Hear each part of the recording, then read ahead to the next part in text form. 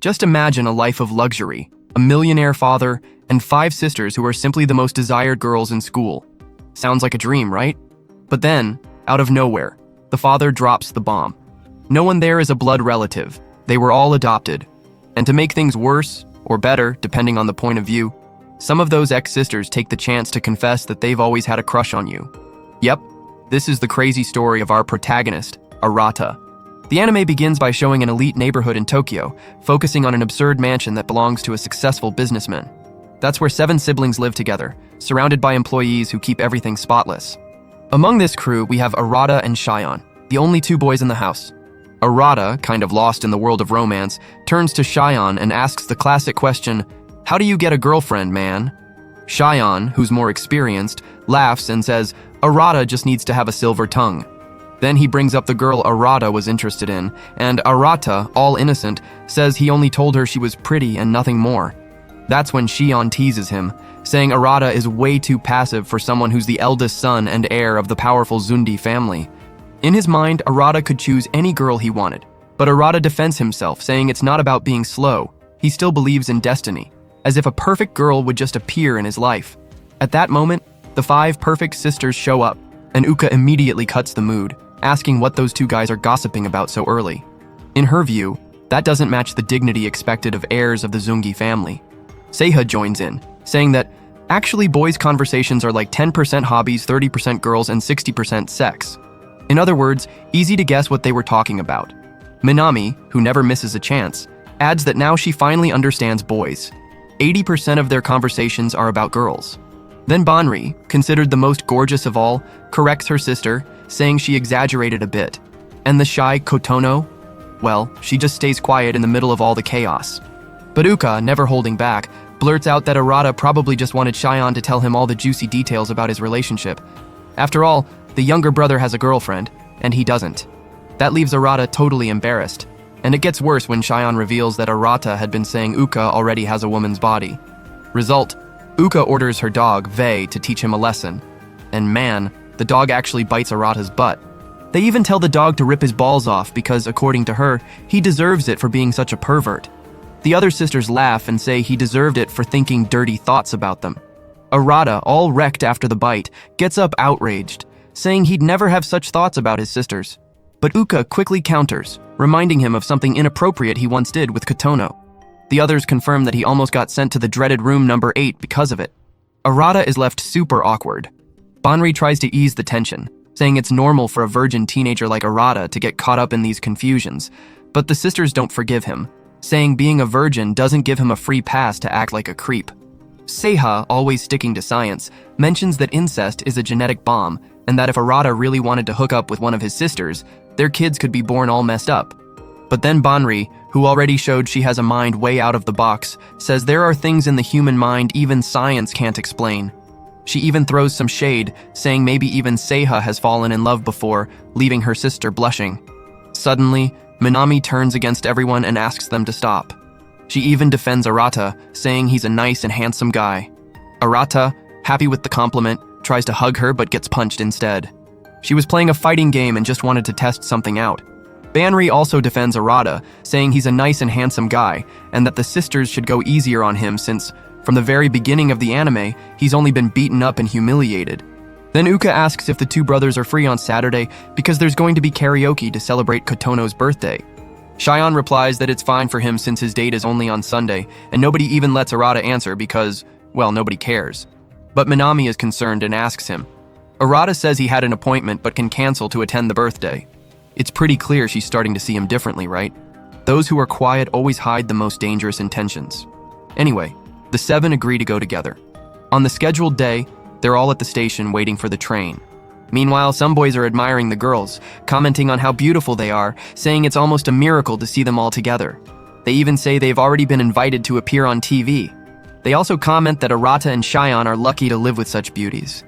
Upon arriving at school, Arata complains because he overheard the boys talking behind their backs. But Shion bluntly tells him that's normal, since people only look at appearances and don't see the chaos inside the house of the 7 siblings. Then Arata admits that those guys really have no idea what it's like growing up with 5 sisters hovering around, each just a year apart from the other. To him, they're always right, he's always wrong. Living in that environment feels like being in constant war. But since they're all gorgeous, outsiders can only imagine his life as a rom-com in harem format. That's when Shion gives his detailed analysis of each sister. Banri, the eldest. She's 18 already. In her first year at a top university, with a gentle aura that wins everyone over. She's loved by people of all ages, like a social magnet. The second is Seiha, 17, in her final year of high school. President of the science club, top grades in school, and she carries a cold, serious, elegant vibe. And of course, that makes her super popular too. Then comes Aoka, also 17, in her second year of high school. Smart, athletic, star of the track and swimming teams, and on top of that, the favorite to be the next student council president. A true, complete package.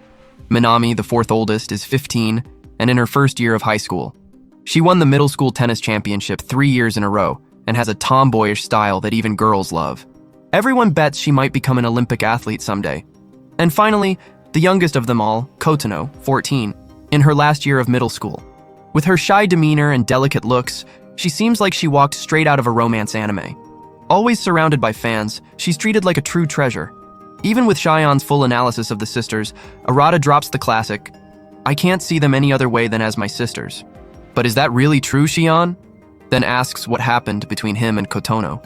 Arata replies that he had no choice but to reject her since she confessed she liked him. The tension rises when suddenly Arata runs into his childhood friend, and just seeing her makes his heart race.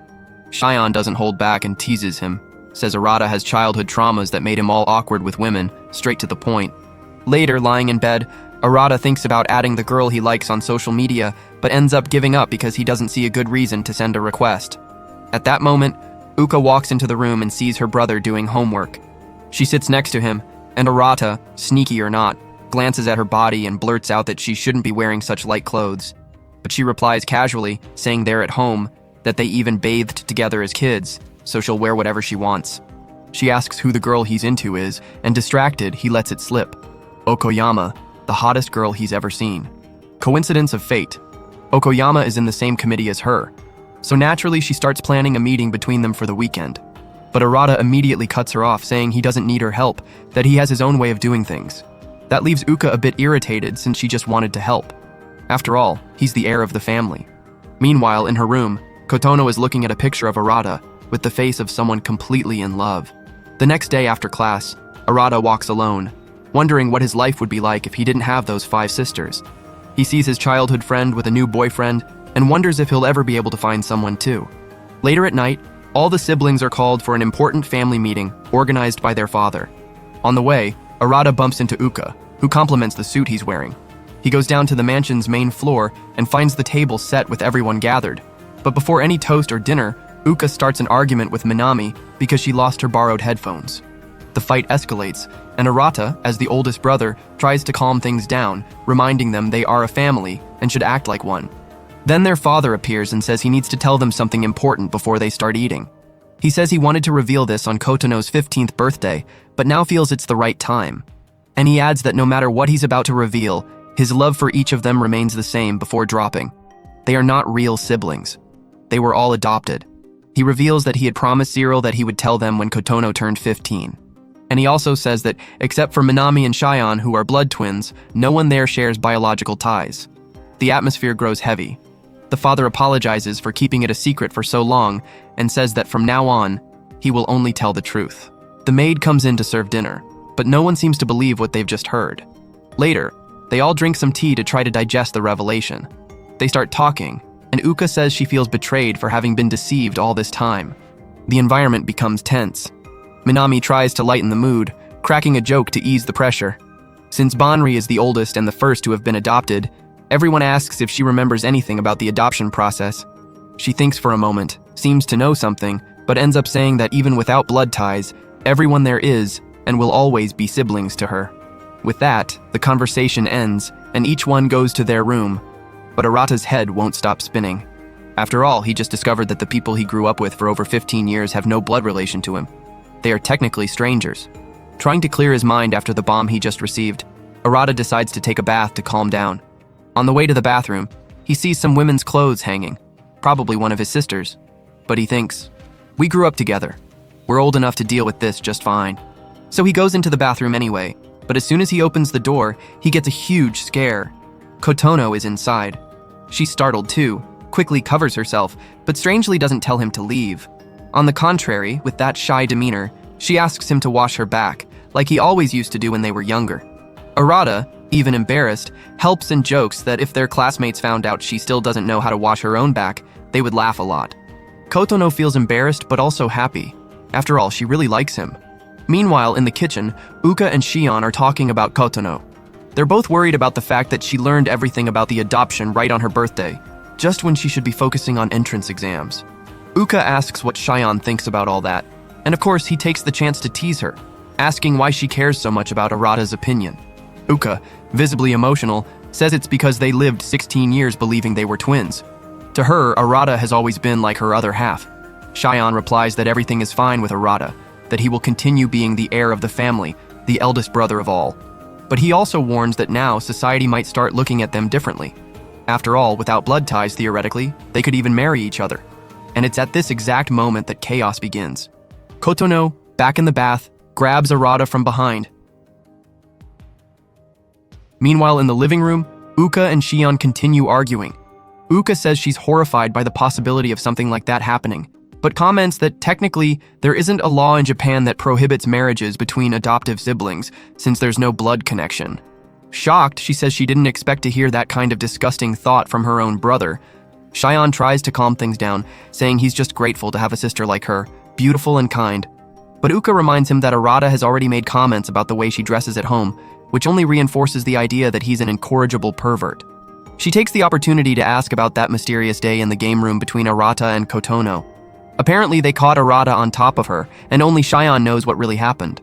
He says it's a secret, but Uka insists, and she herself answers that she knows Arata would never force anyone.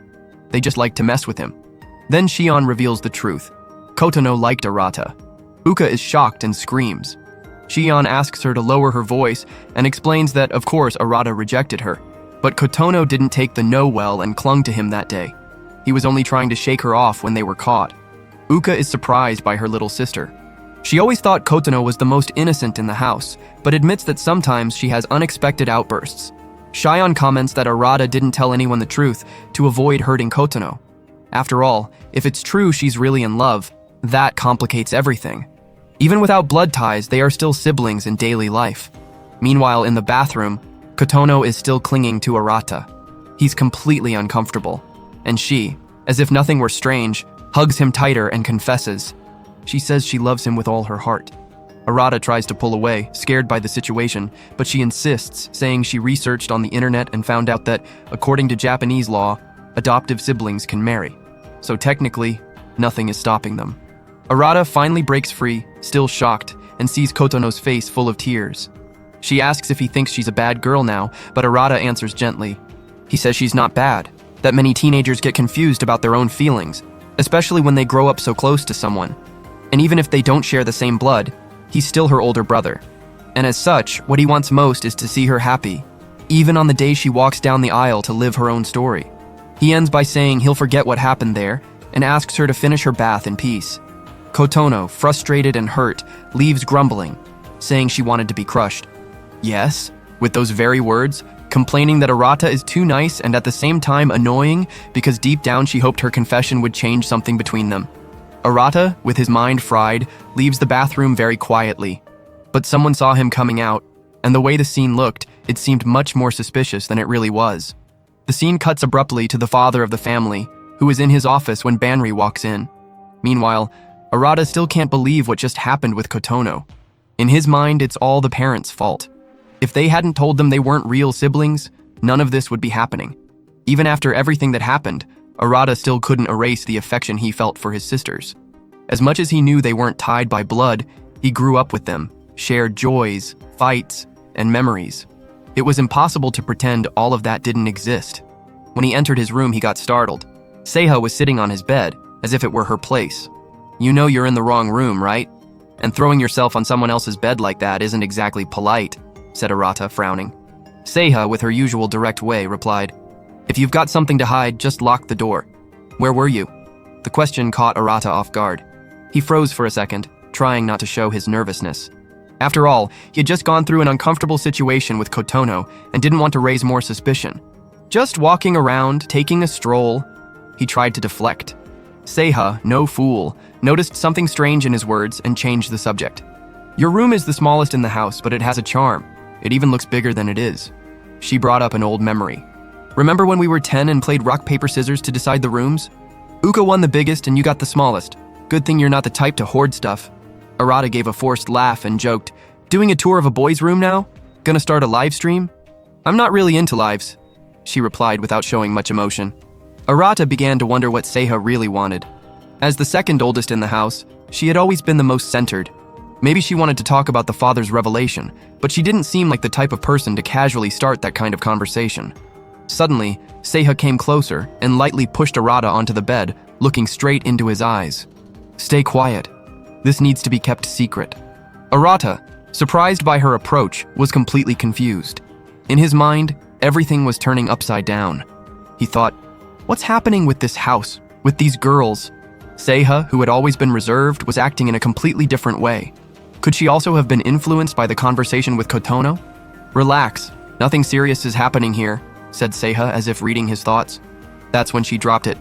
I saw you two in the bathroom, you and Kodono. Arata was shocked. How much did you see? Enough. I was going to take a bath and heard you talking. The wall isn't that thick. Arata backed away, afraid of what that might mean, but Seiha reassured him. I had already noticed Kotono was confused. Sometimes too much affection can be mistaken for something else, especially in adolescence. I'm not here to judge, she continued.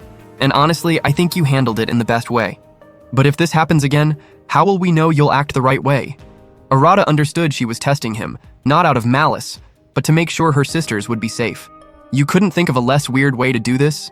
He asked, still annoyed. It was the most direct method. I don't have any feelings for you, so it was neutral for me, Seiha replied as if she were talking about an equation. Are you crazy, Seiha? Seriously? She, impassive, started to ramble about culture and laws. Marriage between siblings is prohibited by law in Japan, but that has more to do with tradition than biology. Science says children of parents with greater genetic diversity are healthier. That's why, to avoid any wrong ideas, we need to make it clear that this kind of relationship must not happen here in any way. Arata felt uncomfortable with that weird speech. She continued, even so, I know Kotono is still young and might not fully understand the gravity of this, but we need to be clear, talk openly with her without fear, until she understands. Arata replied, that doesn't justify what you just did. But Seiha didn't stop. Marriage between cousins, for example, is still common in some places. The point is, everyone here, except for Minami and Shion, now live in a space where technically there is no legal barrier. But just because something isn't illegal doesn't mean it's right. He felt even more unsettled. Relax, I'm just explaining the facts. I'm not saying I think this is acceptable. Actually, it gives me chills just thinking about it. But maybe Kotono felt that opening after our father's talk. Seiha stood up and walked to the door.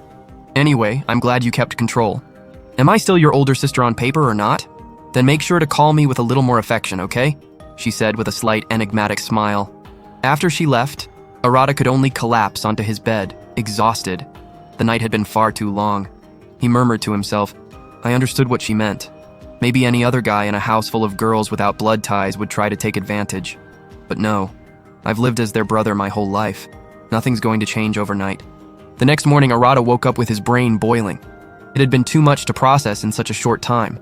Still groggy, he left his room for school and ran into Kotono and Banri in the hallway, acting strangely. And the day was only just beginning. The two were wearing something different than usual. Arata, curious, asked what that was. Banri explained naturally that the uniform of the new school had just arrived and she was just trying it on, while Kotono was wearing the spare. Then she teased a little. So, what do you think? Boys usually like this kind of look. Arata, trying to keep his composure, looked away and answered quickly. That's not something you should ask your brother, is it? Right after, he left the house with Shion on the way to school. During the walk, Shion commented that Banri was probably trying to lighten the mood after the bomb from the previous day. On the way, they overheard some boys saying they wanted to date any of Arata's sisters. They talked about their beauty and said they envied the brothers for living in the same house. Shion, half teasing, threw in, Ever thought about what would happen if they found out you're not really siblings? Arata quickly asked him to keep his voice down, but Shion continued, You're telling me they're okay with all this? I bet they're just as confused as we are. Despite the light tone, Arata was still processing everything. That wasn't something easy to get over overnight. He knew Shion didn't have the full picture of the situation, but he imagined the sisters were also shaken by their father's revelation. Minami suddenly appeared, which caught Arata's attention. After all, she was always in training, and that was the first time in years he had seen her free. He narrated mentally to himself that Minami was the fourth oldest, the most cheerful and carefree among the sisters. She was the type who could have fun in any situation, but at the same time was a 3-time champion of the tennis tournament and seen as a future Olympic athlete. The pressure on her must have been insane. Near the school, a group of girls ran up to Minami asking for autographs and wanting to take pictures with her. Arata, not understanding much, asked, "Who are these girls?" Minami explained that when she enrolled, she ended up taking her ID photo in the boys' uniform, and that sparked curiosity throughout the school, especially among other female students. Arata even felt a little jealous. He couldn't get any attention from anyone, while his younger sister became an idol without even trying. He asked if she was going straight home after class, since she had a rare free time. But Minami explained it wasn't exactly a break. She had done poorly on the placement test, and the coach had freed her from practice so she could study. Despite being a brilliant athlete, she was the one who struggled the most with grades among the siblings. With no other choice, Arata decided to help her study, and the chosen place was a karaoke. There, he sat beside her, focused on the mission. Observing her up close, he realized Minami really was beautiful, something he didn't always notice in everyday life. He gave her a math test to solve, but she got everything wrong. Arata then realized that there really weren't blood ties between them, which made him feel a bit uneasy about how natural that closeness was. But before the mood could get awkward, Minami ignored the studying, jumped up excitedly, and went to sing. She had queued up a song, one of those that make fun of people who get low grades. The choice was an inside joke between her and her friends. At that moment, Arata understood that even facing pressure and emotional confusion, Minami was able to enjoy life. She was perhaps the lightest and most fun person he could spend time with. On the way back from karaoke, the mood changed abruptly. Arata saw his childhood friend, the only girl he had truly loved, with another guy. The sight knocked the ground out from under him. Minami noticed her brother was shaken and started talking. "I'm still trying to digest everything that happened yesterday. It was way too much information." Arata asked what she thought about the fact that they weren't real siblings. She replied that she still didn't understand why their father had lied for so long, but now she wanted to find out who her biological parents were. She also said she was worried about Kotono for being the youngest and most sensitive of them all. Then, jokingly, Minami commented, "Look at that. Now you're not my older brother anymore, just an older guy at school." But then she added, "Jokes aside, for me what really counts are the bonds we built in these 15 years. That's what truly has value." That comment made Arata reflect. Minami always saw the bright side of things, and suddenly she looked directly at him. "And don't stay down like that, okay? I saw that the girl you like is already with someone else. I know how hard that is." Arata's eyes widened. "How do you know that?" "She told me herself," Minami replied, laughing. "Turns out I'm pretty good at getting information." Even so, she tried to cheer him up. "You're smart, funny, responsible. You just need to believe in yourself more. When we get home, let's play that fighting game." Later, Minami appeared in Uka's room carrying a cake box and some headphones she had found lost in the club room. She apologized for the previous fight, and the two finally made up. Then they went downstairs to eat together since there was too much food for just one. The next day, Arata was brushing his teeth, taking care of his hygiene carefully. When he left the bathroom, he ran into Kotono, who was acting as if nothing had happened in recent days. He found her behavior curious, as if she were completely ignoring the delicate episode. Then Seiha appeared and commented, "Teenagers are like that. But the way Kotono is now, she could end up becoming a really complicated mess in your life." Arata stayed silent. He knew that, even though everyone was trying to act normal, the storm was far from over. A short time later, they all went to an amusement park and had a lot of fun. After splitting up, Arata was alone with Banri, and they decided to get something to eat. Banri then asked Arata what he thought about the whole revelation of the adoption. Arata hesitated for a moment. There were things he had experienced with his sisters in the last few days that he preferred to keep to himself. In the end, he answered sincerely, "I'm worried about all this too. It's strange to think we're adopted, but even so, I don't want anything to change because to me you're still my sisters and always will be." Hearing that, Banri smiled emotionally and threw herself on him in a tight hug, saying he was really cute. She recalled how in the past he always came running to her whenever he felt bad. Arata replied with a shy smile, "But I've grown up now." That kind of thing doesn't suit me anymore." She laughed and said she worried about everyone because they were still in high school, a confusing stage full of changes. Then she confessed, revealing that since she found out she was the eldest of the Zundi family, she had made a promise to herself to protect the bond we had built, no matter what. Arata then realized something he had always known but never stopped to reflect on. Banri had always been there for him, always defended him from the others when things got tough. And that's why he spoke from the heart. "Of all of them, you're the most admirable." Already getting ready to leave, Banri stood up, but suddenly a little girl running with a cup in her hands came out of nowhere and almost bumped into her. To keep her from getting soaked, Arata reflexively stepped in front and ended up getting wet himself. Banri rushed to help him, trying to dry him off as best as she could, laughing at the situation. Arata, drenched, looked at her firmly and said, "This time I'm the one who's going to protect you because I'm your younger brother, right?" That sentence made Banri shine, realizing how much Arata had matured. Right after, the other sisters showed up and reunited with the two. Everyone was startled to see Arata wet, and he explained what had happened.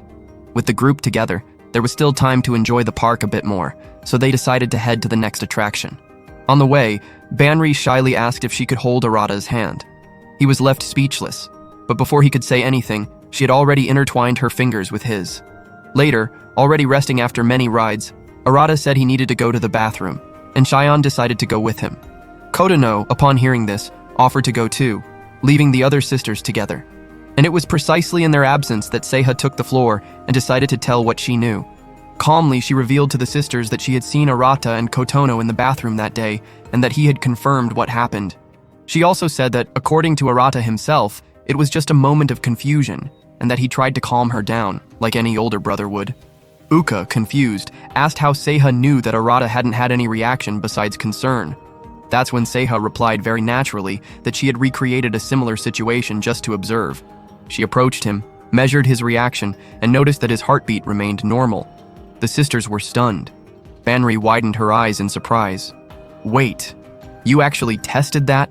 Seiha confirmed, saying she believed it was important to understand the situation since they all lived together and were going through something delicate. She explained that it had been an impulsive act by Kotono, probably influenced by her age and the emotional confusion everyone was feeling after their father's revelation. The sisters began to discuss what they should do about it. Minami suggested that even so, it was important to lightly scold Kotono to help her understand her own feelings. Seiha then said that the best thing would be not to tell Kotono that they all already knew. According to her, that would only make Kotono panic. Banri agreed, saying that keeping Kotono's emotional balance was the most important thing. That's when Uka made a revelation. She told them that the episode when Arata was caught on top of her had in fact been caused by Kotono, and that he took all the blame even though he was innocent. The sisters were outraged. Seiha commented that now that Kotono knew she wasn't related by blood, that probably fueled even more of her impulsive behavior. Banri, however, asked for calm. She said that despite everything, what Kotono felt seemed to be the result of emotional confusion mixed with a possible true feeling. "She's in love," Banri said with a sigh. "And we were also shaken when we discovered we weren't blood siblings. Imagine her." The sisters agreed they needed to find a way to guide Kotono with care and empathy, without pressure, but also without ignoring what was happening.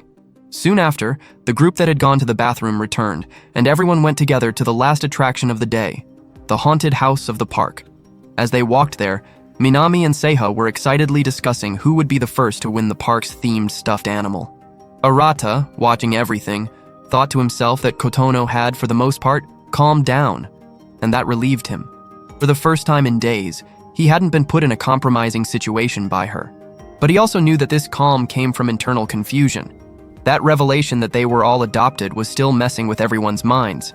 Even he took time to accept it. At first, he didn't want to believe it.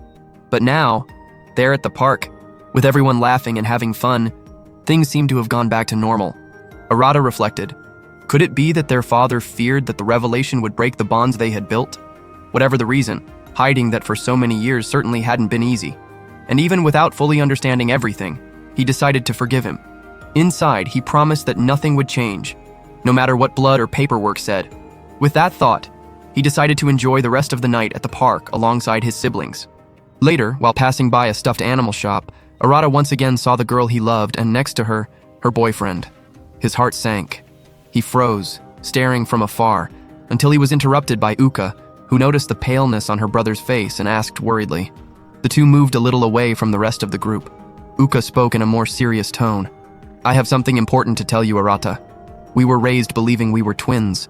16 years like that. There are many unresolved things between us that we now need to talk about. But Arata, touched, quickly replied, "Don't say that.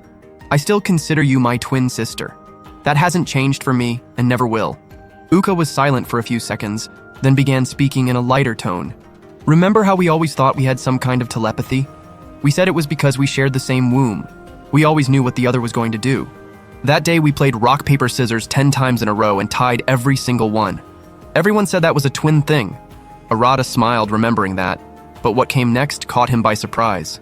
"Arata, I like you." Those words came out of Uka's mouth almost in a whisper, but loaded with feeling. A few days later, our protagonist was back to his school routine, going about the day calmly. But then Shion came into the scene, clearly following the playbook of the problematic brother with twisted thoughts.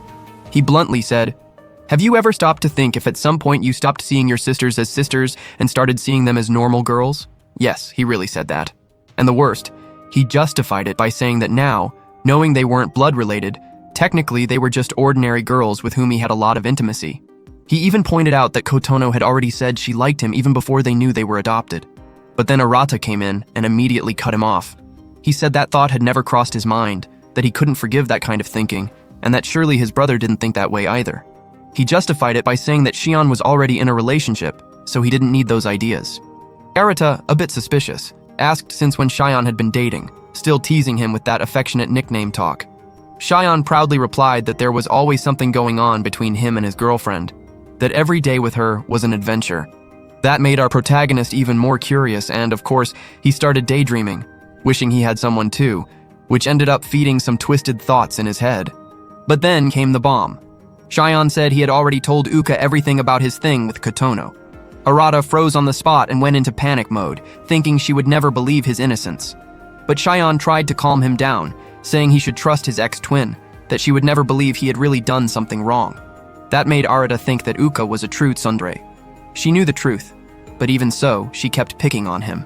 He even commented that, as he said the day before yesterday, they had been siblings for 16 years, and just because they discovered they were adopted, that didn't erase the bond they had built. But of course, Shion came back with that twisted thought and said that if the boys at school found out the real situation of the family, they would be filled with envy and want to beat Arata up, because he lived with 5 beautiful girls, the dream of any guy at school. Arata, of course, told him to shut up and not tell anyone. At that moment, he started remembering that specific night and thought that all this seemed more like the plot of a romantic comedy. Despite the confusion, he knew that Uka only wanted to make it clear that even though she kept picking on him, and now knowing they weren't blood siblings, she still felt proud to be his twin sister. She even mentioned that Shion had told her what happened between him and Kotono, and that she was proud of the way he handled it, like a true older brother. After all, Kotono was still young, so no one was at fault. And that's when Arata realized, in reality, Uka had just been praising him all along. That calmed his heart, because it reinforced that to her, they were only siblings, and she had never had any intention of falling in love with him. So he asked the question, "You're a tsundere, aren't you?" Which seemed true. But Uka got irritated, quickly changed the subject, said she was going to the bathroom, and walked away. Arata kept wondering about her strange behavior, and soon understood that she was afraid their relationship would change. That made him remember what Shion said, that he could date any of his sisters since they weren't really related, and then his mind short-circuited. Meanwhile, Uka went to the bathroom with a red face, remembering that, like it or not, she had ended up confessing to Arata, and that messed with her, especially because she remembered Seiha had already said that Kotono had been more direct, had confessed, and even clung to Arata. Uka felt that what she did was embarrassing. Back to the present, our protagonist was at the mansion's gym. He was lifting weights when Minami showed up and asked how he was. Arata, of course, teased her for working out even on a Sunday morning. She replied that it was part of the routine since she was an athlete, and even praised Arata, saying that even without being a professional, he had never missed a workout. He replied that he had been training since childhood, and felt bad when he skipped, but then revealed to us that he was actually buried in the gym because he had so much on his mind. Minami commented that maybe he was overtraining because of what their father used to say, that a true leader takes care of himself first. The two used to train together late at night. But Arata changed the subject and said she was the only one who kept that discipline every day. That's why she was so successful, and he admired her a lot. That made Minami blush, and she changed the subject too. Suddenly, she remembered that night at the amusement park when she was with her sisters buying stuffed animals. When she went out to look for Arata and Uka, she caught the scene of the confession. And now, right in front of the womanizer brother, she didn't even know what to say. She couldn't ask directly about what happened with Uka, so she shifted focus and started training again. But curiosity got the better of her, and she blurted out, "Did something happen between you and Uka?" Without imagining that she knew about the confession, Arata answered innocently. He said that despite their little fights, he and Uka got along really well. Minami pretended to swallow the answer, acted naturally, and left the room, but outside she was frustrated for not being able to really touch on the subject.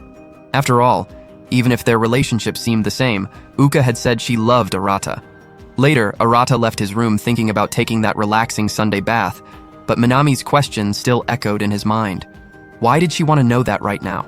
He wondered if she had noticed any change in the atmosphere between him and Uka. Since the day their father revealed the truth about their family, Arata had been thoughtful, thinking Minami was acting strange because of the upcoming school tournaments. He really worried about her. But suddenly, his plan to relax in his sacred Sunday bath went down the drain, literally, when he entered the bathroom and found Seiha changing clothes. The door was wide open, and she had simply forgotten to close it. Arata freaked out, scolded her, saying she needed to stop doing that kind of absurd thing. But Seiha, as always, kept that cold and calculating manner. She continued undressing as if nothing was happening, and even dropped a philosophical quote. According to an author she had read, "Man is a being that gets used to everything." That's why Arata's shock, as he crouched in the corner of the bathroom, even surprised Seiha herself. She actually apologized, saying that if her body, which he had already seen 1,000 times, was bothering him, then she was sorry.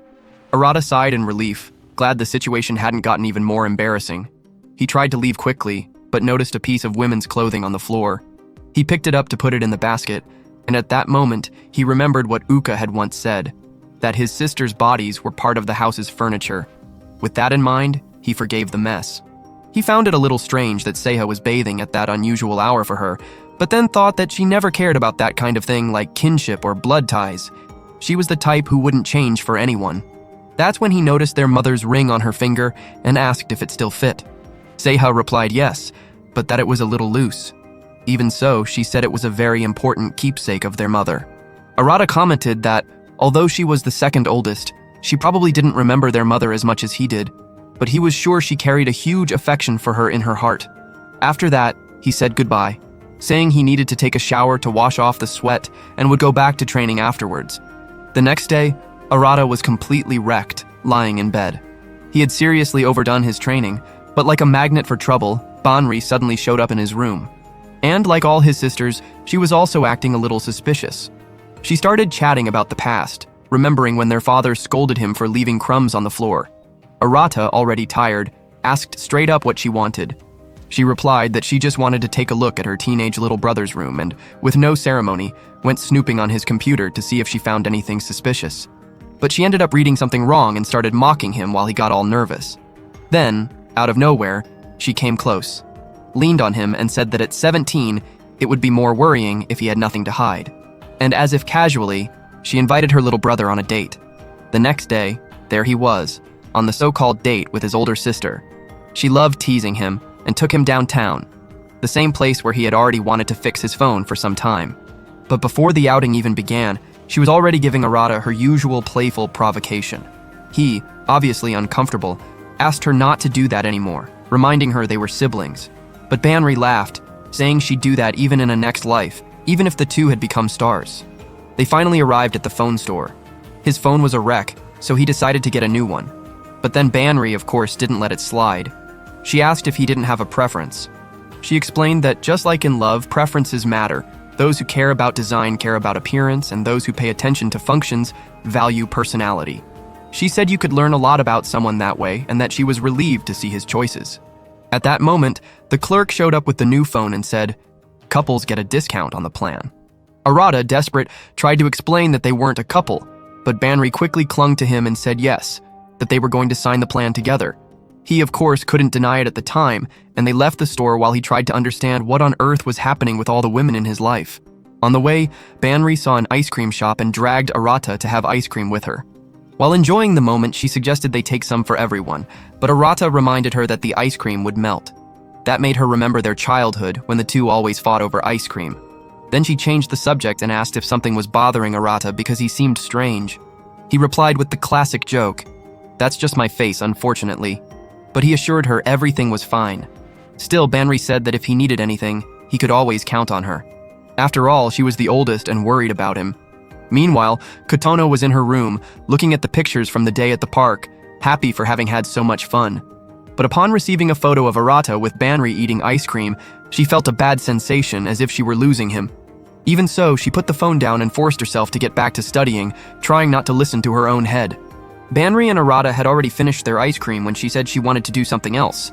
But suddenly she received a message and her expression changed. She said she had an appointment and had to leave. Arata asked why she didn't call someone else, like a boyfriend, to go out with her. But she deflected, saying he was too young to understand those things. She left, and, on the way, texted Minami, telling her she couldn't get anything out of Arata about what happened at the park. Minami, who was in the bath, replied that she did hear Uka saying, "I love you, Arata," on that day, but she began to doubt what she heard. After all, an "I love you" between siblings is bizarre, even by anime standards. Even so, Minami decided to text Banri, saying that maybe she had misheard. But she made a classic mistake. She accidentally sent the message to the sisters' group chat. At that moment, Uka was about to take a bath. Minami tried to cover it up and quickly deleted the message, thinking no one had seen it. But out of nowhere, Kotono appeared with the phone in her hand, with an expression of pure shock, clearly having read what she shouldn't have. During dinner, Arata notices that Seiha seems a bit downhearted, as if something had been bothering her for a long time. He tries to ignore it, but her lost look won't leave his mind. Later, while she is alone, he happens to find her. At first, he hesitates, but ends up giving in to his concern and asks if everything is okay. To his surprise, Seiha blurts out that she's dying to play Twister, and since he asked, she invites him to play with her. Confused, Arata wants to know why, out of nowhere, she's so obsessed with such a random game. She confesses with a slightly embarrassed tone that ever since she visited his room, she's been having some weird thoughts about him. She wants to play Twister to test whether she really feels something more, or if it's just in her head.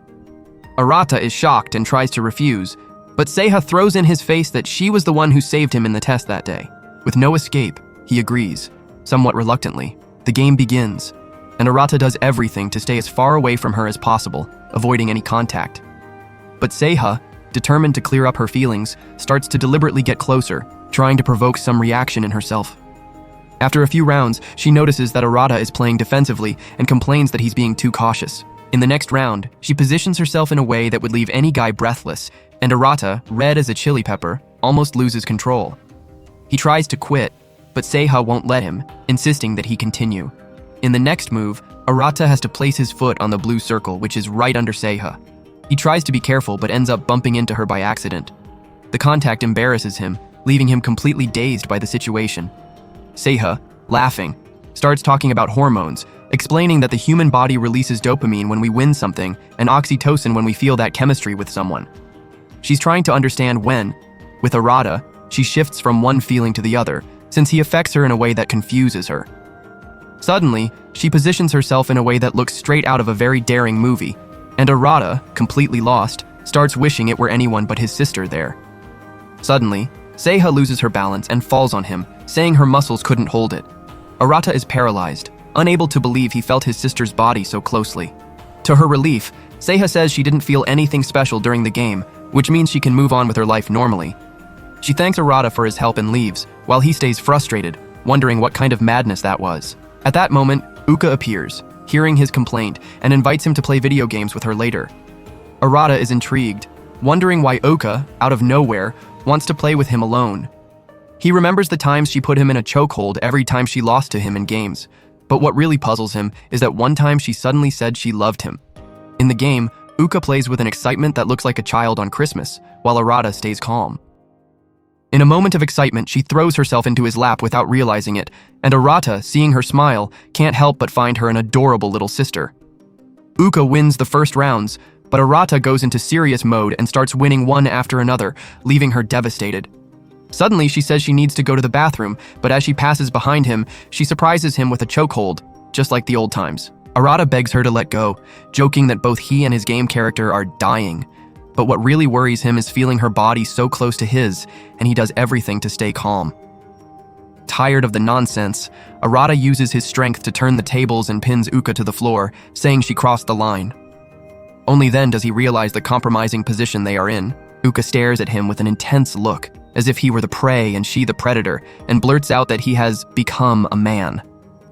The phrase catches him off guard, and before he can process it, she runs out of the room, leaving a strange tension in the air.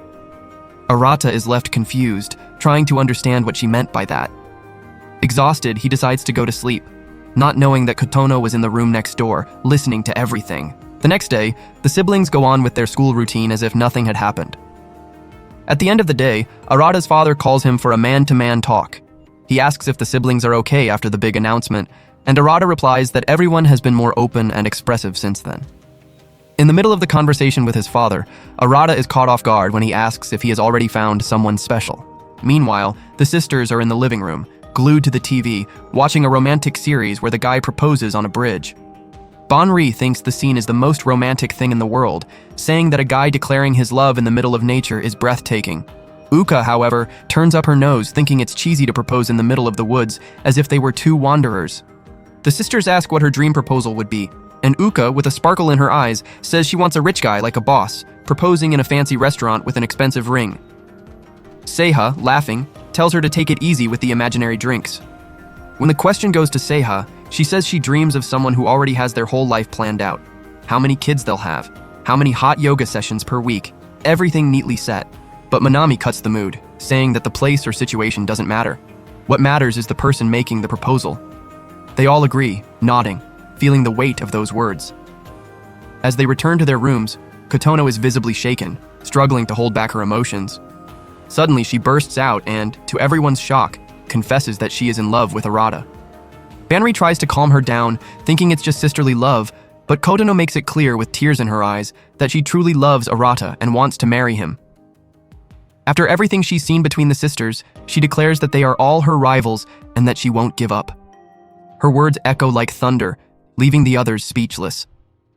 Meanwhile, in the conversation with his father, he reveals his concern that Arata, the future heir of the family, still hasn't found a wife. Curious, Arata asks what made his father choose their mother. He starts joking, saying he fell for her curves but soon becomes serious and confesses that it was her vibrant and powerful soul that won him over.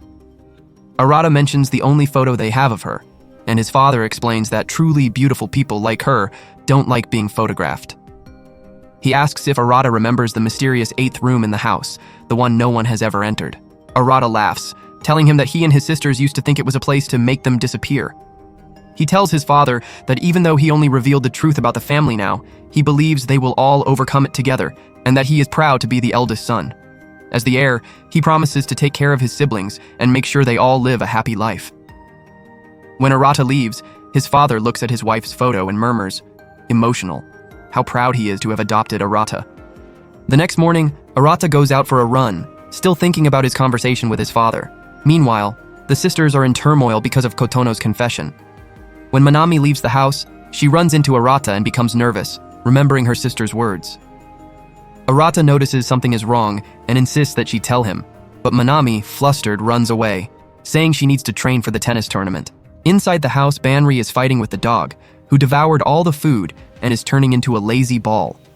Arata joins in the scolding, joking that the dog prefers to eat like a glutton than run with him.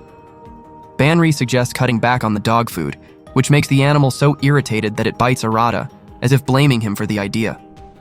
At that moment, Shion shows up grabbing some breakfast and tells Banri that she's late for a meeting.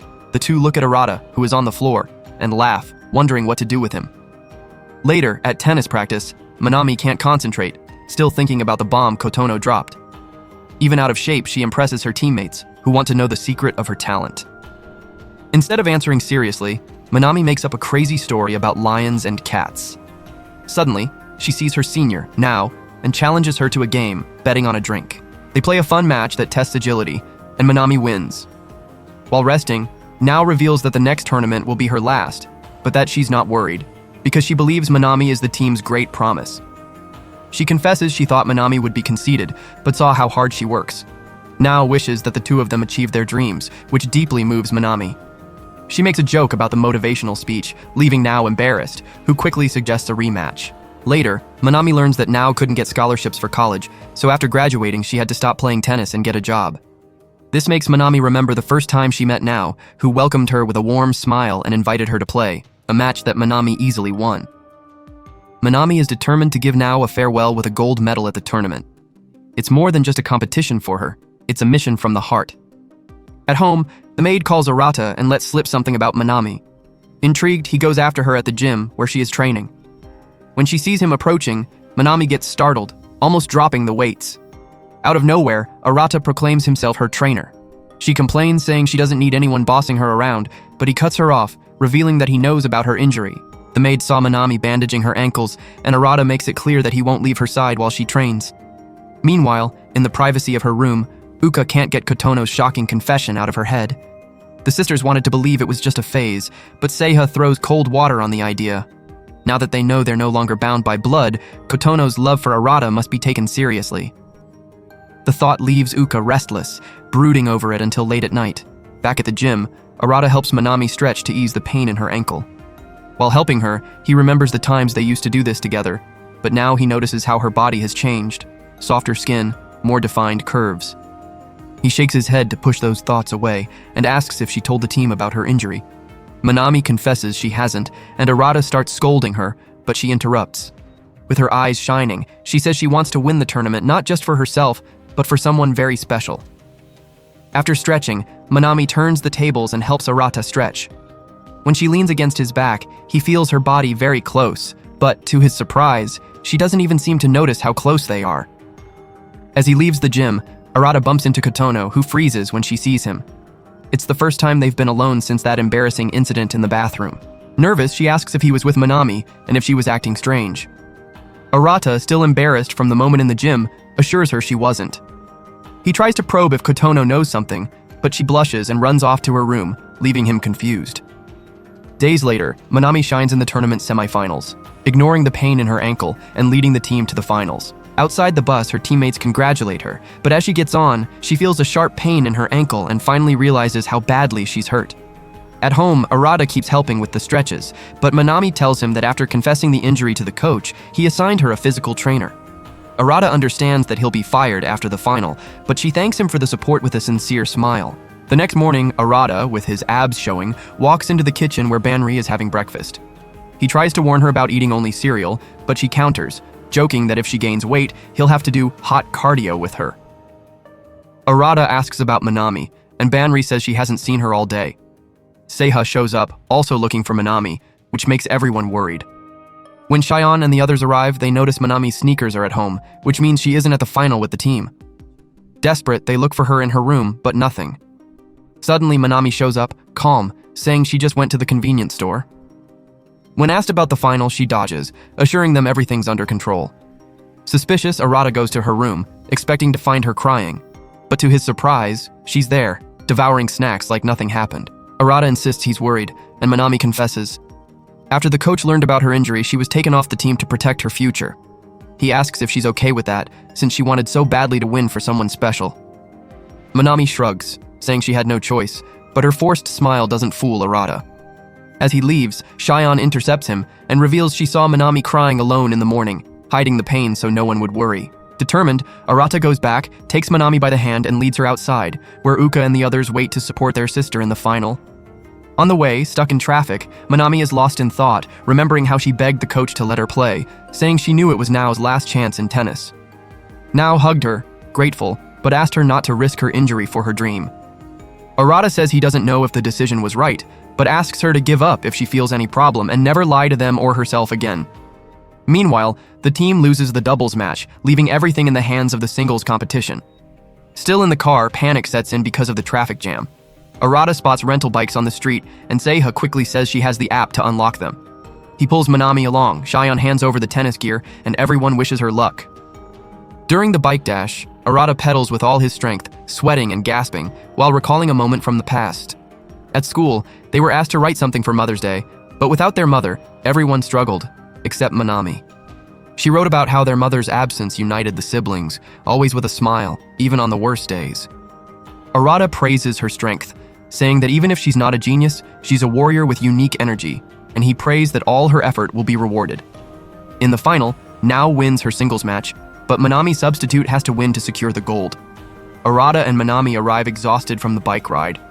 Before she can speak, Arata kneels before the coach, begging him to let Manami play, saying the match is just as important as her future. Nao supports her, and the coach gives in. On the court, with nerves running high, Manami hears the family's cheers from the stands, which calms her. She starts strong, scoring the first point skillfully, but her opponent complicates the game. When Manami thinks she's ahead, the opponent counterattacks, forcing her to use her injured ankle. She scores another point, but the pain is intense, and after an exhausting final, Manami loses. The team cries over the loss, and Manami tries to cheer them up, apologizing and even joking that Nao can slap her for all her talk about winning. But Nao bows, thanking Manami for fighting to make their dream come true, and wishes that the match doesn't affect her future. Manami holds back tears. While the sisters wait for her, they know she's suffering alone. Arata finds her sitting on a bench, blaming herself for disappointing the team, even with their gratitude. She thanks her siblings for running after her and says she's ready to move on. But Arata pulls her into a hug and asks her to stop pretending. In her brother's arms, Manami breaks down, asking what she needs to do to be good enough, to win Wimbledon, to not lose at crucial moments. Arata comforts her, assuring her that with time she'll become stronger. Manami cries like never before, held by him. Days later, Manami still thinks about Arata's effort and the embrace that comforted her, feeling a strange warmth in her chest. Meanwhile, Uka argues with the sisters, insisting that one of Manami's plays was stolen and that one more point would have changed everything. She asks Arata's opinion, but he dodges, saying what matters is that Manami has no regrets. Manami enters the room where the argument is happening and avoids looking Arata in the eyes. Uka, still furious about the game, asks her opinion, but to her sister's annoyance, Manami says she no longer cares about the result and is relieved her injury didn't get worse. She sits right in front of Arata, who starts giving her tips on how to take care of her ankle. Manami responds, but can't bring herself to look at him, keeping her gaze fixed on the floor. Uka, inconsolable, insists that Manami should have won, and waving a ball in the air, tries to reenact the play. The dog, thinking it's playtime, gets all excited. Suddenly, the ball slips from Uka's hand and flies toward Manami.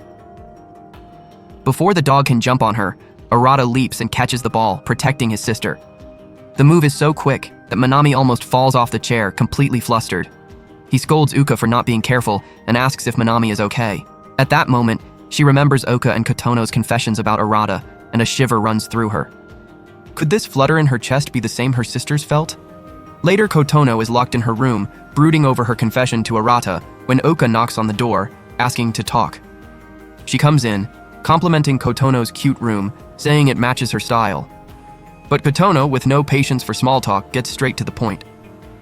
Oka then confronts her sister about the love confession for Arata, and offers a shoulder if she needs to vent. Kotono, however, surprises her. She knows Uka also confessed her feelings for Arata during a trip, and saw them hugging on the game room floor.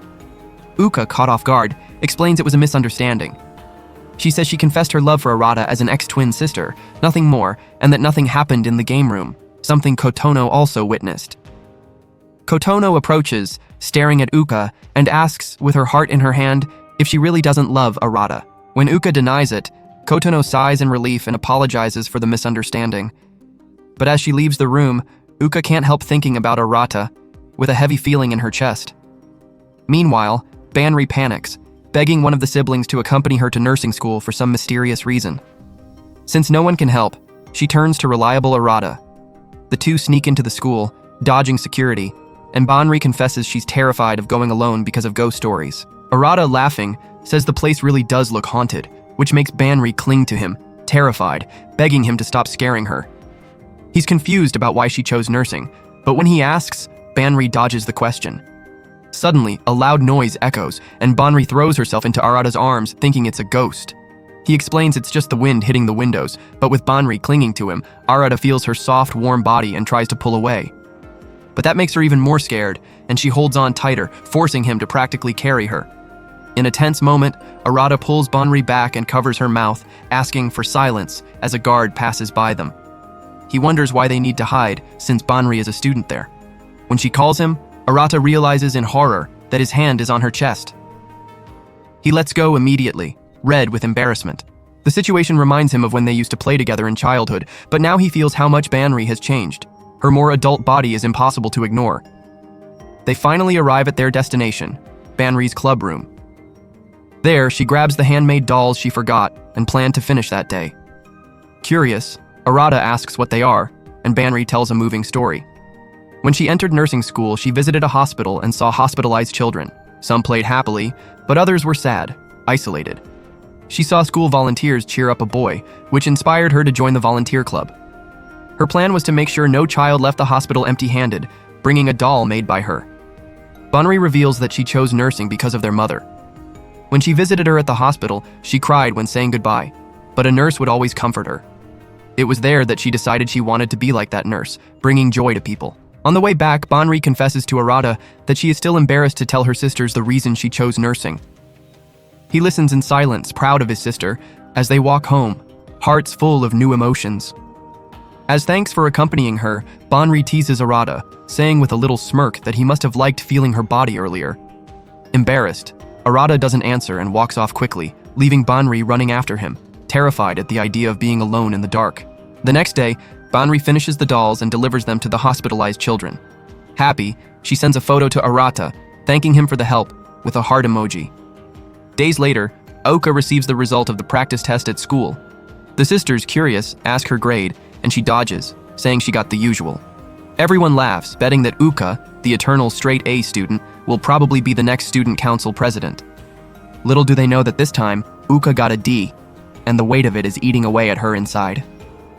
On the weekend, Uka gets ready early to go out, and Arata, intrigued, asks where she's going.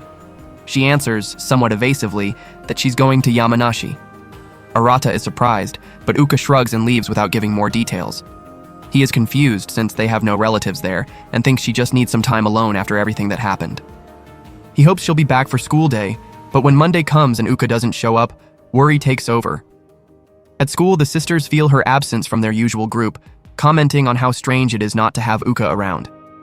Her friends ask Arata where she is, since Uka has never missed in her life. He tries to calm them, assuring she'll be back, but deep down, he has no idea what's going through his sister's head. At home, Uka's absence drags on, and she's about to miss another day of class, which throws everyone into a panic. They know that if word spreads that Uka ran away, her reputation could go down the drain. Seiha asks Arata if Uka has made contact, and irritated by his calm, demands more action. Suddenly, Banri shows up with a cell phone in her hand, revealing that ever since Uka once lost her phone, she installed a tracker. To everyone's shock, the GPS shows Uka on Mount Fuji. The sisters fall into despair, imagining the worst, but Shion asks for calm, trying to keep the group together. Meanwhile, Uka climbs Mount Fuji alone, determined, and reaches the top, where she decides to spend another night. The innkeeper, surprised, comments that it's rare for someone to stay so long. Uka replies, mysterious, that she needs to see something important. At home, Arata makes a decision. He's going after her. Banri tries to dissuade him, worried, but Seiha encourages him, saying she fully trusts he'll bring Uka back. Arata takes an express train to Fuji. There, he calls Banri, who confirms that Uka is at a lodge further up. With a flashlight in hand, he starts up the path in the dark without hesitation, driven by love for his sister. Impressed, he thinks about how Uka also made this trek alone, but still doesn't understand why she chose Fuji. At home, Manami and Kotono can't sleep, worried. Kotono, more nervous about Arata, tries to explain herself, but Manami, tense, assures he'll be fine. After an hour of walking, Arata reaches the lodge and surprises Uka. She, stunned, asks what he's doing there, and he answers simply that he came to get her. He tells the innkeeper he'll spend the night, and she puts them in the same room, knowing they're siblings. Arata sends a message to the siblings saying he found Uka, and everyone breathes a sigh of relief. In the room, the mood gets a bit strange. Uka and Arata realize how awkward it is to share the space. She asks him not to look while she changes clothes, and Arata, turning quickly, feels a knot in his stomach, confused by thoughts he's never had before, even having grown up so close to his sisters. After she changes, they lie down, and Arata says they'll go back home in the morning. To his surprise, Uka refuses to go. He asks why she went to Fuji, but instead of answering, she wants to know if the others are worried. Arata confirms they are, and then Uka opens her heart. She remembers that Mount Fuji was where their parents met. Arata had forgotten, but she tells him that their father, a stranger at the time, carried their mother, sick from the altitude, from the top to the base. With shining eyes, Uka says she believes that each person has a destined partner from birth, as happened to their parents. Then, with a tone that catches Arata off guard, she wonders if that kind of fate also exists in their family. Arata firmly rejects the idea of a destined partner within the family, but Uka confronts him, reminding him that Kotono is truly in love with him in a romantic way. He shakes his head, stubborn, refusing to believe it. Curious, he asks if that's what's keeping her up at night, but Uka doesn't answer, already out, sleeping deeply. As he watches her back, Arata sees his sister, always so confident and arrogant, looking fragile and vulnerable, like any ordinary girl. He tucks the blanket around her carefully and lies down to rest, thinking about the trip home the next day. Upon waking up, however, Uka is no longer there. In her place, a note saying she went back home alone. Suspicious, Arata calls Banri, who checks the tracker and reveals, surprised, that Uka is still at the top of Mount Fuji. Without hesitation, he starts climbing the mountain again. Meanwhile, Uka climbs alone, determined, until she reaches the summit. There, standing under the curious gazes of other visitors, who recognize her from the day before, she seems lost, waiting for something or someone. The fog thickens, and Uka's patience runs out. She starts descending, questioning why the heck she's there, feeling a void grow in her chest. Arata tries to find her on the way, but doesn't see her. Thinking she went down earlier, he returns to the lodge, but the owner says Uka didn't come back and that her things are still there. At home, Banri panics when she loses Uka's signal on the tracker. On the mountain, Uka, distracted, gets lost on the trail. Desperate, she calls for help, but slips and falls into a secluded spot, badly injuring her leg. Alone, with throbbing pain, she screams for help, feeling death looming. In a moment of delirium, her life flashes before her eyes. She remembers the moment when her father gave her their mother's earrings. Curious, she asked how they met, and her father told, with a sparkle in his eyes, how he saved her mother on Mount Fuji, carrying her from the top to the base when she got sick from the altitude. To Uka, it was like a fairy tale, with her father being the prince who found his princess on Japan's highest peak. He promised that one day she would also find her prince. Uka snaps out of the trance, realizing the real danger. She looks at the earrings which slip from her hand and fall into the fog. Desperate, she searches for them until a reflection of light guides her to them. When she raises her eyes, she sees the source of the light, Arata, with the flashlight, like a beacon in the darkness. Her heart races, remembering her father's words about destiny. Before, Uka always vented to her father, who listened with a patient smile. But after the recent revelations about the family, she closed herself off, unable to talk like before, even when he insisted. Arata sees Uka's injured leg and, without a second thought, tells her to get on his back. She tries to act tough, saying she can walk on her own, but Arata cuts her off, serious. Cut it out and get on now. At home, anxiety takes over the sisters, and even their father, worried, cancels a meeting and rushes back. On the mountain, the rain gets heavier, making every step harder for Arata as he carries Uka. Panting, he feels the weight but doesn't give up. That's when Uka, voice choked, confesses why she went to Fuji. She saw a video on TikTok that said, taking a cherished object of someone deceased to the top could let you meet that person one last time. But up there, she realized she isn't the biological daughter of their mother and that she doesn't have a real family. With tears streaming down, she says she can't talk to their father like before anymore, that her grades plummeted and her head is a mess. She doesn't know what to do anymore. Arata, with his heart tight, replies that even without blood ties, he is still her twin. That's why he found her. He promises he will always be there, with a shoulder ready for her to cry on. Moved, Uka breaks down in tears, crying on his shoulder as they descend. At the lodge, they get ready to return, and upon reaching the base of the mountain, they find Banri, Manami, Seiha, and the others, who rushed there, worried sick. Banri, seeing Uka's leg, goes mom mode instantly, taking care of her with all her affection. The sisters reveal they came because of Manami, who insisted they go after them. Arata thanks them, and Manami, blushing, looks away, shy. On the car ride home, the sisters ask Uka why she ran off to Mount Fuji. Not wanting to reveal the truth, she says, with a half smile, that she just wanted to visit the place where their parents met. Everyone accepts the explanation warmly, without questioning, but Uka feels a tightness in her chest. The siblings' kindness, even after the trouble she caused, makes her feel even more guilty for hiding the real reason. Suddenly, Arata, exhausted, collapses onto her shoulder and falls asleep, breathing heavily. Uka turns red, remembering a time years ago when she fought with Arata for not being chivalrous and taught that a man should offer his shoulder for a woman to rest on. Playful. Arata shot back asking for equality, and Uka agreed that a woman can also offer her shoulder, but only to her love. Now, with Arata sleeping on her shoulder, her words echo, and she can't help but see him as something beyond a brother.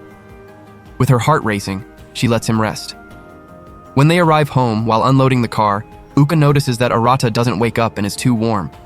Shion quickly carries him to the bedroom and lays him on the bed. At that moment, their father appears, worried about his children. The sisters tell how Arata carried Uka in the rain, and he, proud, praises his son and tells everyone to rest. Later, Uka finds her father and opens up, confessing how hard it was to face him as before after the revelations about the family. But after what she experienced on Fuji with Arata, she realizes she still loves him deeply. With a tight hug, which the father returns with a smile, she feels the weight on her heart lighten. The next day, Uka returns to school and is welcomed enthusiastically by her friends, but everyone feels for Arata, who is sick. At home, Banri prepares a hearty porridge for him. When she finishes, she asks who wants to take it to Arata.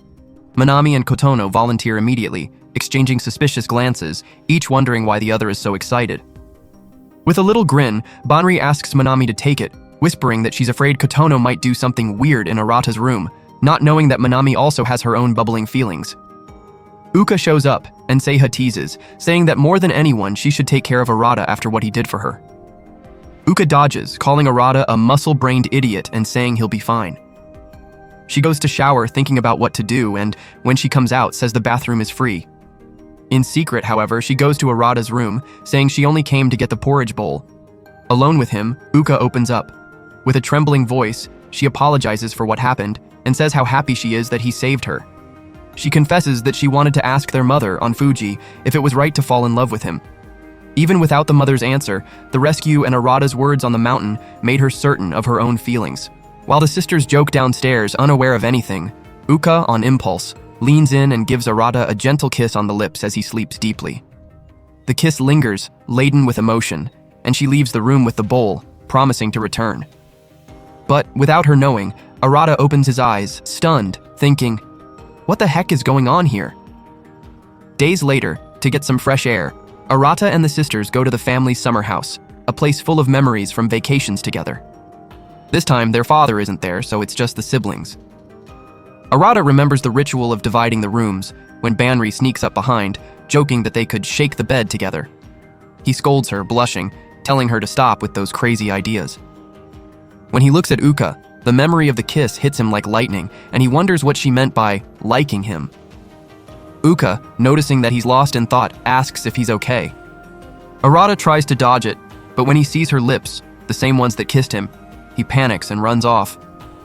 Later, in the middle of a thoughtful bath, Shion suddenly walks in, warning that Arata left the door open. Surprised, Arata asks where he had been, and Shion confesses that he went out to look for his biological parents, the real reason for the trip to the summer house. He didn't find them, but upon hearing Arata say that, despite the curiosity, he only considers their father to be his true father, because blood ties don't define family. Shion agrees. He says he has gotten over the search for his biological parents and now sees their current family as the true one.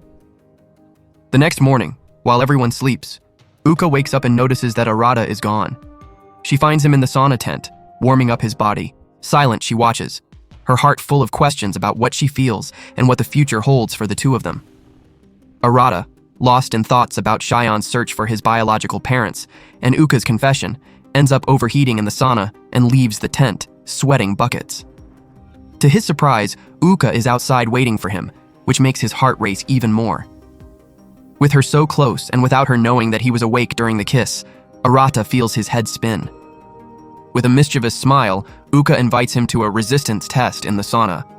Embarrassed, he tries to refuse, saying she can go alone, but to his surprise, Uka sits next to him, making him even more flustered. Knowing her feelings, he insists she do the test, and the two go into the sauna like they did in the old days. But unlike before, Arata can't take his eyes off her body, glistening with sweat from the heat. Suddenly, Uka asks, out of nowhere, if he's thinking about getting a girlfriend. To avoid the awkward mood, he answers that he's not interested at the moment. The heat becomes unbearable, and Arata leaves the sauna, gasping. Concerned, Uka asks if he still likes Lala, his old crush. Thoughtful, Arata says that despite the past, he doesn't feel anything for her anymore, and that he's not pathetic enough to be stuck in the past. Relieved, Uka flashes a bright smile and runs to the shower, but alone she starts to question herself. She remembers the times they were together in the sauna, asking about crushes, and realizes that since that time, she already felt something for Arata, even if she didn't admit it. Meanwhile, Arata reflects on Uka's feelings, comparing them with Kotono's confession, and decides that he needs to do something to clear everything up. At that moment, Manami shows up and invites him out. To his surprise, she takes him to a flower garden, a place that doesn't match her sporty style. He notices that Manami is different, wearing a skirt and looking more feminine. Looking around, he sees couples on romantic dates and wonders why Manami chose that place. Suddenly, she asks what his ideal wife would be like. Caught off guard, Arata gives a generic answer, saying he wants someone he feels comfortable with. The question makes him remember the conversations with Uka, leaving him confused. Then he notices a price tag hanging from Manami's skirt. She tries to rip it off clumsily, and Arata offers to help. Since he can't, he jokes that he'll bite the tag off, making Manami turn red with embarrassment as he carefully removes the tag with his teeth. After that, they enjoy the outing, taking photos to save the moment, and 2 hours fly by. Arata suggests going home when Manami, shy, confesses that she's in love with someone. Not knowing who it is, Arata says he's happy for his little sister. Reflecting on the day, he realizes that Manami was training a date with him as a guinea pig. She thanks him, saying the outing helped her a lot, and runs to buy souvenirs, picking out matching items for them as a token of gratitude. Arata smiles, seeing her happiness, but Manami's confession and Uka's come back to mind, leaving him stunned.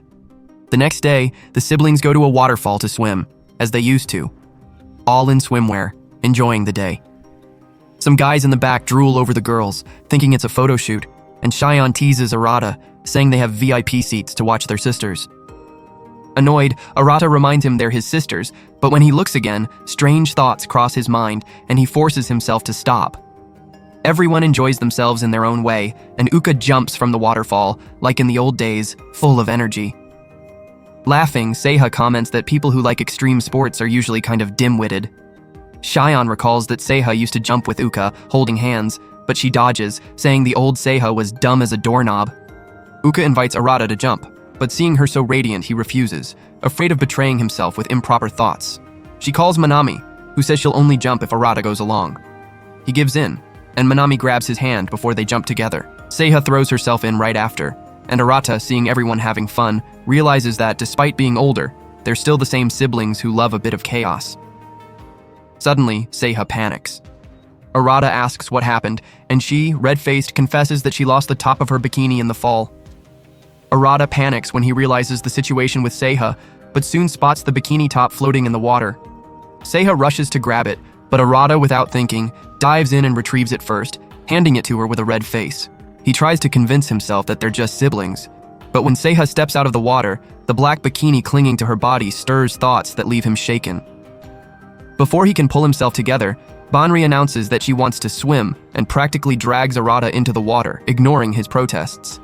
Manami and Uka watch with a mix of jealousy and tension as the two enter the waterfall. Some guys in the back whisper, drooling over the scene, and Arata, though irritated, can't blame them. Banri, with her curves, draws attention naturally. Suddenly, she jumps on his back, pressing her body against his, making Arata's head spin. With a gentle tone, Banri says that if he ever needs to vent, she'll always be there for him. Arata stays quiet, Uka's kiss still burning in his memory, and only promises to be a brother who won't worry her. But this reminds Banri of what happened with Kotono, and the mood grows heavy. They approach the waterfall, and Banri insists on going closer. She presses so tightly against him that Arata slips, and the two fall into the water. In the silence that follows, Banri murmurs that she loves him, but the sound of the waterfall drowns out her words. Arata doesn't hear, but Kotono, who is nearby, hears everything, her heart tightening. Later, when Arata is alone, Kotono calls him over to a vending machine nearby, wanting a moment alone. He senses she wants to say something, but when he asks, she dodges. Arata remembers when Kotono nearly drowned in a river years ago, and she laughs, saying she's a grown girl now who won't drown. He looks at her, and the confusing thoughts return, thanks to Uka's kiss that still haunts him. At the machine, Kotono hesitates, wanting to say something, but freezes. Arata gently encourages her to open up, promising he'll always be there for her. Suddenly, Kotono breaks down in tears, catching him by surprise. She blames herself for acting on impulse after everything that happened with the sisters, but Arata reassures her, saying that being by her side is his duty as the older brother. Kotono's tears bring back memories of when she was pampered by their father, always treated as special. This made the sisters exclude her from certain things, and Kotono felt that if she disappeared, nothing would change. Until the day she nearly drowned in the river. While everyone stood frozen, Arata dove in and saved her. Afterwards, she apologized for being a burden, but he, as the eldest brother, promised he would always protect her. From that moment, Kotono began to see Arata differently, not just as a brother, but as someone who always put her first, someone she wished could be more. When they return to the others, Banri scolds them for taking too long. But Manami and Uka notice that Kotono managed to get some time alone with Arata, leaving them torn between jealousy and insecurity. That night, following tradition, the siblings go to a nearby church for a candlelit evening.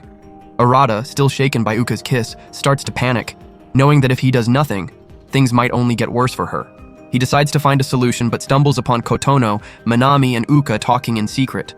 He stops, hidden, and hears Kotono apologizing for complicating everything with her love confession for Arata. She reveals that she saw the message Manami sent and knows about Uka's confession at the amusement park. With tears, Kotono reaffirms that she truly loves Arata and asks forgiveness for her selfishness. To her surprise, Manami confesses that she also loves Arata romantically and that she will no longer hide it. She declares that, from now on, they will be rivals in love. Uka then drops the bomb. She too loves Arata, and although she denied it for a long time, she's now certain of it. The three stare at each other, and as sisters, they make a pact. Whoever Arata chooses to love, the other two will hold no grudges and will continue to love each other as family. Arata, who heard everything, is left in shock, cursing destiny for this mess. What no one knows, however, is that among them, there is a pair of siblings by blood not yet revealed, waiting to turn the story upside down. And so the anime ends. Thank you for watching, and see you in the next video.